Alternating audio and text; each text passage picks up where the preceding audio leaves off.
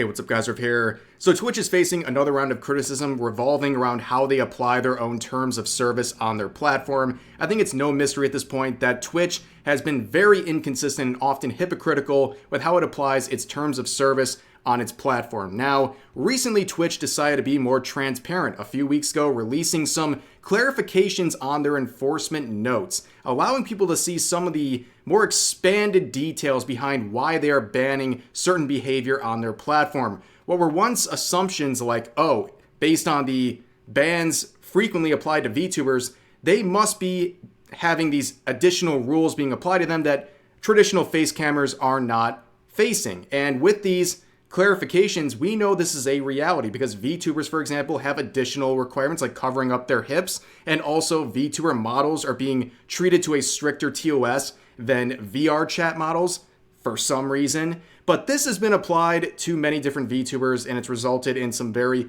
hypocritical and confusing bans. And here is the latest one, and this is Nyanners. So Nyanners has been banned as of yesterday on Twitch, her second ban of all time. Now, this has been met with a whole host of reactions, a lot of people confused and supporting Nyanners, but also some people doing the classic like Rip Bozo, W Twitch, because some people have some criticism of Nyanners. And as someone who has criticized Nyanners for some of her behavior in the past, I can also acknowledge that recently there's really nothing to criticize, at least on my end. But overall, I think it's very important to understand that the rules shouldn't be bent or even misapplied just to punish someone you might have a personal disagreement with. So in this case, I think it's very short-sighted to celebrate how she has been banned, because I think it's an exploitation of the rules and we shouldn't be celebrating it. That's kind of the main difference between some normal, mature people and antis on Twitter who will celebrate the banning of anyone,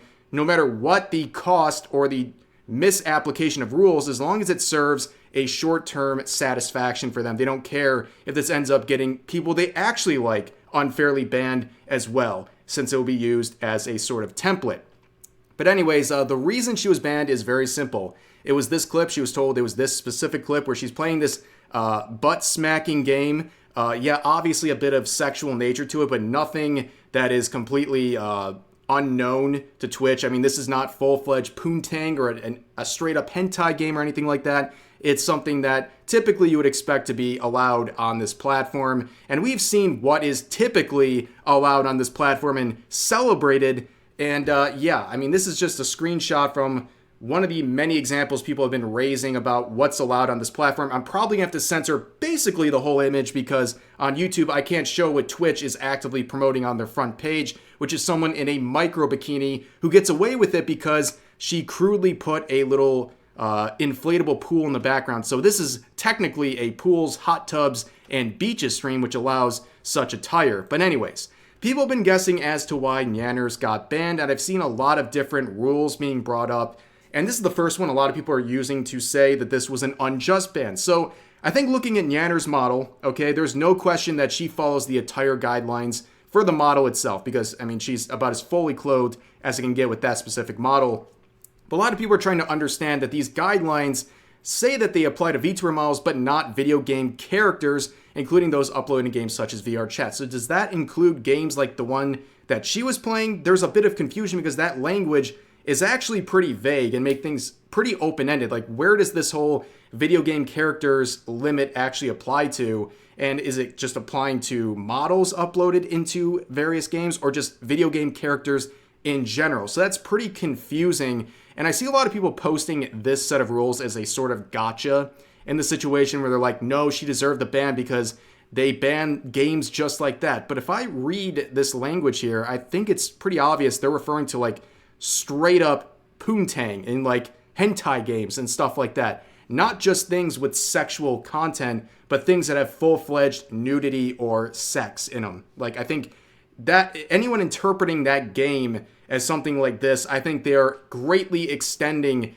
the original intent, or what seems to be the public intent of these rules, just to punish someone they don't like. Whether they're a person who just dislikes Nyanners personally or someone who dislikes VTubers generally, that's kind of what they're trying to do. But there's also another rule some people have brought up, and this is one of those specific VTuber-related rules that no one else on the platform has to really deal with, and that's the fact that if your character is deemed to look childlike, like a lolly or a Shota, for example, you're not allowed to pretty much do anything that would be considered sexual content. Not just, straight up hentai games or anything like that, but anything that would have sexual nature to it. And if that was applied to nyanners, so if they're saying she has a lolly model, based on history, that would be horribly ironic. But I don't really think that's what they're trying to say in this case. I think they're trying to say that something was just inappropriate, just like inherently inappropriate, and they're not applying a specific rule. And I think it would help if she would share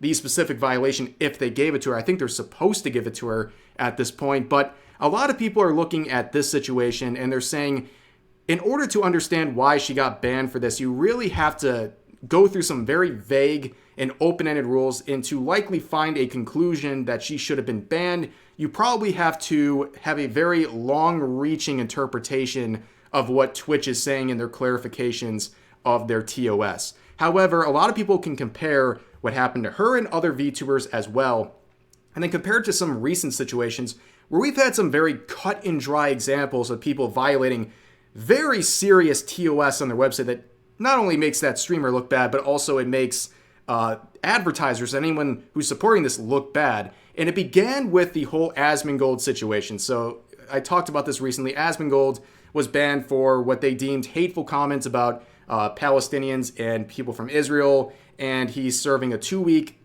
ban on Twitch, and he apologized on YouTube. And that's really where a lot of people then looked at what he said and said, wait, if he got banned for those comments, why don't we look at other people who routinely make very insensitive political and other hateful type comments and get away with it? And there's been a lot of very obvious examples of that. If you can consider what Asmongold did to be hateful conduct worthy of a long ban, surely these other bad actors could receive a similar or an even worse punishment. And this is something I covered in a recent video from a few days ago. If you want the full details, you can look at the link in the description and watch it there. But to sum this up very quickly, a lot of people have pointed at Hassan Piker recently for many, many, many different examples of behavior that would clearly violate Twitch TOS, like, I don't know, playing a literal terrorist propaganda video on his stream, full duration, also platforming and interviewing a known terrorist and speaking very cordially to him, and also calling him the modern day Anne Frank.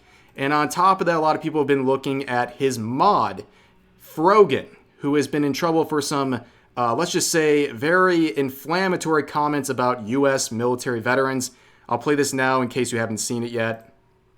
I have no pity at all for any fucking soldiers. Distress, thank you so much. I will never have any fucking pity for any fucking soldiers. U.S. military? Who fucking who? I hope you get PTSD. So I don't really think that surprises a whole lot of people that it would be viewed as a very offensive set of remarks about military veterans fighting for her right to sit in her room and eat on stream while she complains about the people allowing her to have that sort of freedom. But on top of that, she would double down in a just brutal reaction clip. I mean...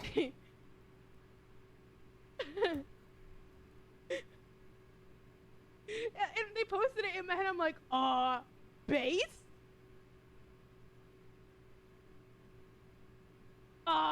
Base?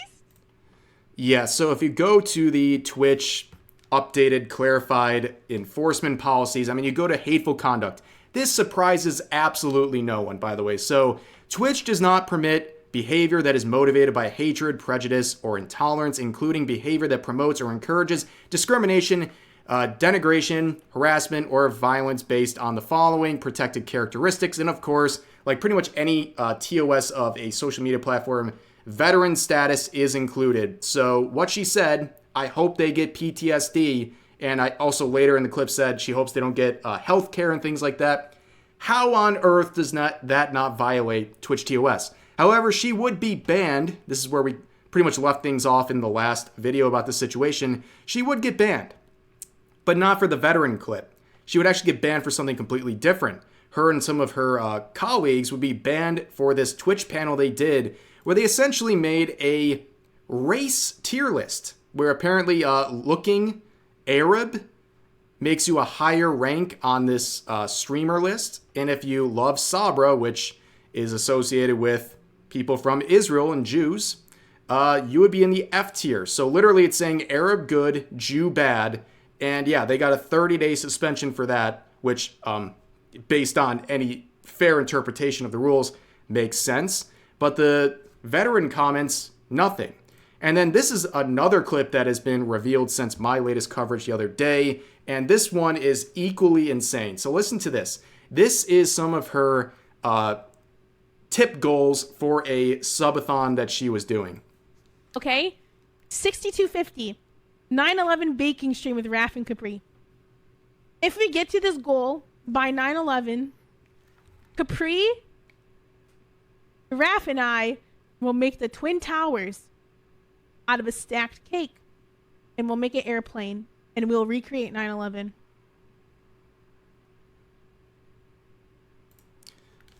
Genuinely though, like, what's wrong with these people? You know, it's like, I don't understand how these people are just so vile 24/7 with these endless clips coming out. If you think this is like the end of all the clips, this is the tip of the iceberg. There's plenty of clips out there that are equally as bad as stuff like this. But again, if you look at her comments and comments by like Hassan Piker, whether it's the showing of the terrorist propaganda or his former comments saying that the United States deserved 9/11, I mean, just looking at their rules of terrorism and violent extremism, Twitch does not allow content that depicts, glorifies, encourages, or supports terrorism or violent extremist actors or acts. How on earth does that not apply to people like Hassan Piker and Frogan? How could you possibly say that those things were not violative of this policy, including some examples they give, like displaying extremist propaganda? He literally did that live on Twitch in front of tens of thousands of people. Besides the insanity of that and the moral repugnancy of that, it's the clearest violation of the rule, not just any rule, a rule on terrorism. And they don't care. They literally don't care. So when we look back at what happened with Nyanners and these other VTubers getting banned for the silliest of things, those are situations where you have to make sometimes just outright outlandish interpretations of existing rules. But in this case, you have clear-cut things receiving no attention from Twitch. In fact, they're doing a weird cop-out in the case of Frogan and punching her for something completely different than anything to do with this specific rule. But anyways, as always, Twitch is facing a firestorm of controversy for their inconsistency when it comes to applying their own TOS. And honestly, all of the negative attention right now is deserved because they are burying their head in the sand and hoping all these things just blow over. And like I said, we shouldn't be celebrating the bans of people we have a personal disagreement with if it's being unfairly done. Don't allow Twitch to get away with bending their own rules to punish someone you personally dislike, because eventually it'll come around and ban or harm someone you do like. And then at that point, it's too late to be complaining about how unfair their rules are being applied. But for now, that's going to do it for this video. As always, feel free to share your thoughts about today's topics in the comment section down below. Hope you guys enjoyed the video, and I'll see you next time.